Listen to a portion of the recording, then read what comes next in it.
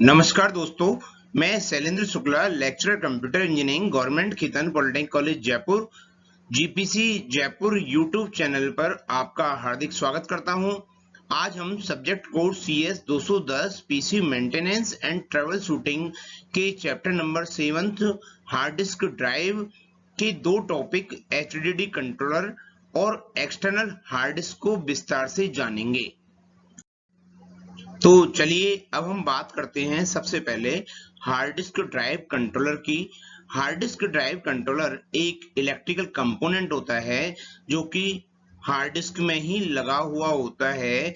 इसका मुख्य कार्य हार्ड डिस्क में डेटा के ऊपर CPU द्वारा रीड, राइट, डिलीट या मॉडिफाई ऑपरेशनों को संपादित कराने का होता है।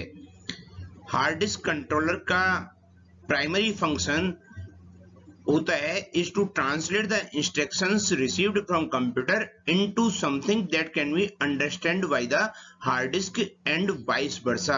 यानी हम कह सकते हैं कि hard disk drive controller hard disk और कंप्यूटर के बीच एक तरह से इंटरमीडिएट का कार्य करता है, जो कि कंप्यूटर से इंस्ट्रक्शन लेकर उसको हार्ड डिस्क को समझाता है और हार्ड डिस्क से जो डेटा जाते हैं उसको कंप्यूटर को भेजता है। It also act as a bus connecting the hard disk to rest of the computer component। यानी कि ये एक तरह से बस की तरह कार्य करता है, जिसका कार्य होता है हार्ड डिस्क को कंप्यूटर के शेष कंपोनेंट से कनेक्ट करने का। Nowadays HDDC यानी कि hard disk drive controller are built in the hard disk on the bottom side. आजकल जो HDD कंट्रोलर होते हैं वो अलग से नहीं होकर हार्ड डिस्क में बॉटम साइड में ही इनबिल्ट होते हैं। यहाँ पर चित्र में हार्ड डिस्क ड्राइव कंट्रोलर का डायग्राम दिखाया गया है।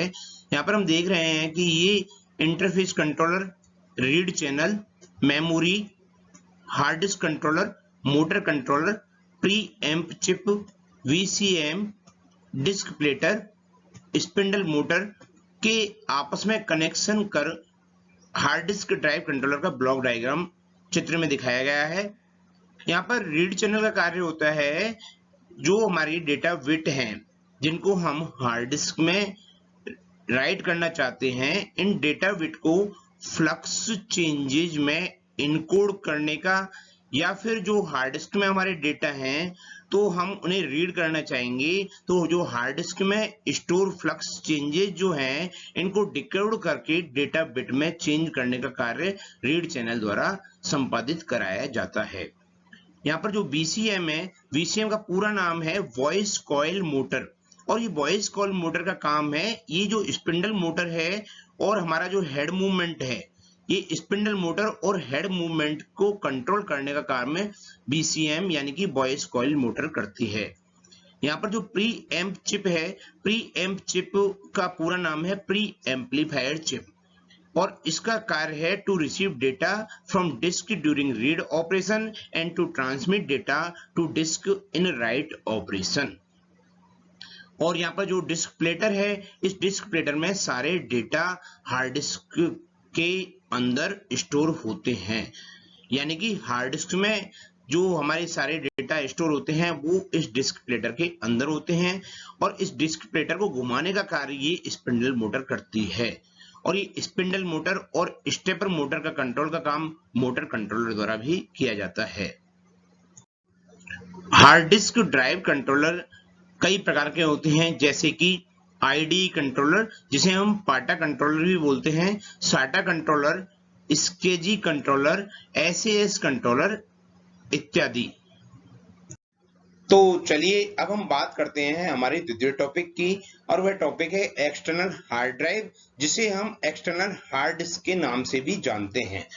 एक्सटर्नल हार्ड डिस्क ऐसी हार्ड डिस्क होती है जिसको कि कंप्यूटर में आसानी से बाहर से ही इंसर्ट किया जा सकता है और आसानी से इसे बाहर से ही हम रिमूव कर सकते हैं। ऐसी hard disk external hard disc कहलाती है। एक्सटर्नल हार्ड डिस्क का मुख्य उपयोग डेटा का बैकअप रखने के लिए किया जाता है। एक्सटर्नल हार्ड डिस्क की सहायता से हम मल्टीपल डिवाइसेज का एक ही जगह इस एक्सटर्नल हार्ड डिस्क में डेटा का बैकअप रख सकते हैं। एक्सटर्नल हार्ड डिस्क का दूसरा उपयोग है डेटा को सेफ और सिक्योर रखने का। जो हमारे इंटरनल हार्ड डिस्क में डेटा होते हैं वह है सॉफ्टवेयर मेल फंक्शन या वायरस या मानवीय त्रुटि या प्राकृतिक आपदाएं या चोरी की वजह से वह डेटा नष्ट हो सकते हैं या उन डेटा में कुछ मॉडिफिकेशन हो सकता है। उस के पश्चात हमें जब भी ओरिजिनल डेटा की आवश्यकता होगी तो हम उस कंप्यूटर में एक्सटर्नल हार्ड डिस्क को लगाकर हमारे बैकअप डेटा से पुनः सारे के सारे ओरिजिनल डेटा प्राप्त कर सकते हैं। यदि हम बात करें एक्सटर्नल हार्ड ड्राइव के प्रकारों की, तो एक्सटर्नल हार्ड ड्राइव कई प्रकार की होती है, जैसे कि USB external hard drive. USB external hard drive के लाभ हैं कि एक तो इसकी कीमत कम होती है, दूसरा यह पोर्टेबिलिटी प्रोवाइड कराती है, तीसरा इसका मुख्य लाभ है कि ये यूएसबी एक्सटर्नल हार्ड ड्राइव लगभग सभी कंप्यूटरों से कंपैटिबल होती है, क्योंकि आजकल जो भी कंप्यूटर मार्केट में है उन सभी पर यूएसबी पोर्ट जरूर होता है। तो यूएसबी एक्सटर्नल हार्ड ड्राइव को हम इस यूएसबी पोर्ट से आसानी से कनेक्ट कर सकते हैं, लेकिन यूएसबी एक्सटर्नल हार्ड ड्राइव की जो हानि है वह है कि इसकी डाटा ट्रांसफर स्पीड 400 मेगाबिट्स पर सेकंड तक ही होती है, जो कि अन्य एक्सटर्नल हार्ड ड्राइव के प्रकारों से काफी कम है। एक्सटर्नल हार्ड ड्राइव का दूसरा प्रकार है fire wire external hard drive, जो कि कॉम्प्लेक्स और लार्ज मल्टीमीडिया फाइलों को ट्रांसफर करने के काम में आती है। इसको ज्यादातर हम एप्पल कंप्यूटर के साथ में अटैच करने में काम लेते हैं। इसकी स्पीड यानी कि FireWire external hard drive की speed USB external hard drive की तुलना में लगभग दुगनी होती है। एक्सटर्नल हार्ड ड्राइव का तीसरा प्रकार है eSATA एक्सटर्नल हार्ड ड्राइव, जिसका पूरा नाम है external serial advanced technology attachment. इस eSATA एक्सटर्नल हार्ड ड्राइव का लाभ है कि एक तो इसकी speed USB external hard drive की तुलना में लगभग 7 गुना ज्यादा होती है, लेकिन इसकी हानि है कि इसकी कीमत अगर हम सेम साइज की यानी कि सेम स्टोरेज कैपेसिटी की eSATA एक्सटर्नल हार्ड डिस्क लेते हैं और उसी सेम स्टोरेज कैपेसिटी की यूएसबी एक्सटर्नल हार्ड डिस्क लेते हैं, तो eSATA एक्सटर्नल हार्ड डिस्क की कीमत यूएसबी एक्सटर्नल हार्ड डिस्क की कीमत से लगभग दुगनी होगी। दूसरी eSATA की हानि है कि eSATA हार्ड डिस्क को कंप्यूटर से अटैच करने के लिए हमें eSATA पोर्ट की आवश्यकता होती है, जो कि सभी कंप्यूटरों पर आसानी से उपलब्ध नहीं है।